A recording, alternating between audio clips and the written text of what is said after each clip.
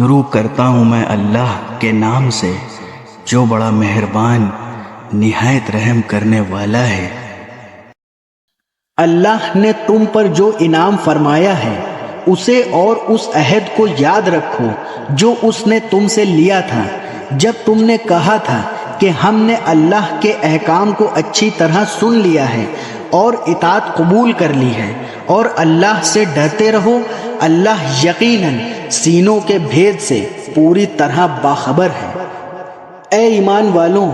ایسے بن جاؤ کہ اللہ کے احکام کی پابندی کے لیے ہر وقت تیار ہو اور انصاف کی گواہی دینے والے ہو، اور کسی قوم کی دشمنی تمہیں اس بات پر آمادہ نہ کرے کہ تم ناانصافی کرو۔ انصاف سے کام لو، یہی طریقہ تقوی سے قریب تر ہے، اور اللہ سے ڈرتے رہو، اللہ یقیناً تمہارے تمام کاموں سے پوری طرح باخبر ہے۔ جو لوگ ایمان لائے ہیں اور جنہوں نے نیک عمل کیے ہیں ان سے اللہ نے وعدہ کیا ہے کہ آخرت میں ان کو مغفرت اور زبردست ثواب حاصل ہوگا، اور جن لوگوں نے کفر اپنایا اور ہماری نشانیوں کو جھٹلایا وہ دوزخ کے باسی ہیں۔ اے ایمان والوں، اللہ نے تم پر جو انعام فرمایا اس کو یاد کرو جب کچھ لوگوں نے ارادہ کیا تھا کہ تم پر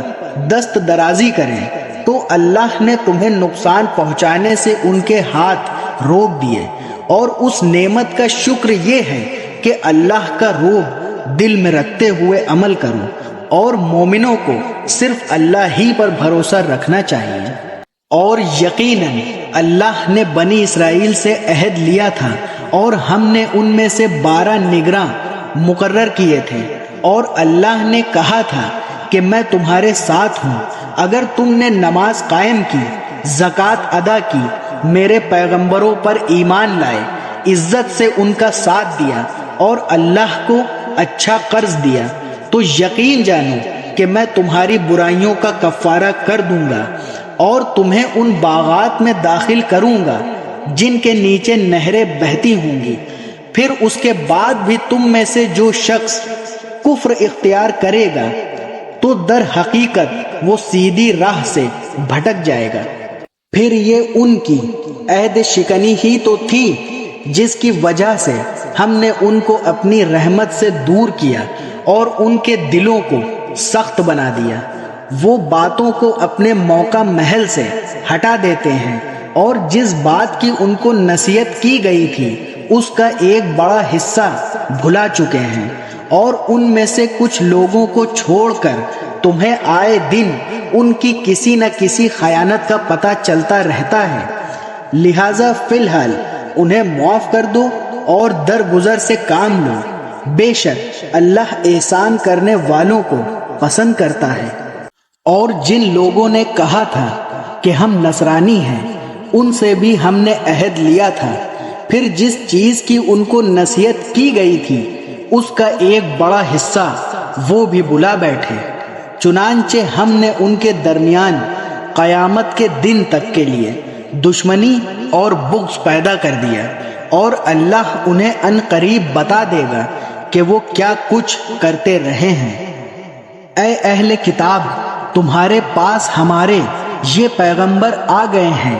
جو کتاب یعنی تورات اور انجیل کی بہت سی ان باتوں کو کھول کھول کر بیان کرتے ہیں جو تم چھپایا کرتے ہو، اور بہت سی باتوں سے درگزر کر جاتے ہیں۔ تمہارے پاس اللہ کی طرف سے ایک روشنی آئی ہے اور ایک ایسی کتاب جو حق کو واضح کر دینے والی ہے، جس کے ذریعے اللہ ان لوگوں کو سلامتی کی راہیں دکھاتا ہے جو اس کی خوشنودی کے طالب ہیں، اور انہیں اپنے حکم سے اندھیریوں سے نکال کر روشنی کی طرف لاتا ہے، اور انہیں سیدھے راستے کی ہدایت عطا فرماتا ہے۔ جن لوگوں نے یہ کہا ہے کہ اللہ ہی مسیح ابن مریم ہے وہ یقیناً کافر ہو گئے ہیں۔ اے نبی، ان سے کہہ دو کہ اگر اللہ مسیح ابن مریم کو، ان کی ماں کو اور زمین میں جتنے لوگ ہیں ان سب کو ہلاک کرنا چاہے تو کون ہے جو اللہ کے مقابلے میں کچھ کرنے کی ذرا بھی طاقت رکھتا ہو؟ تمام آسمانوں اور زمین پر اور ان کے درمیان جو کچھ موجود ہے اس پر تنہا ملکیت اللہ ہی کی ہے۔ وہ جو چیز چاہتا ہے پیدا کرتا ہے اور اللہ ہر چیز پر پوری قدرت رکھتا ہے۔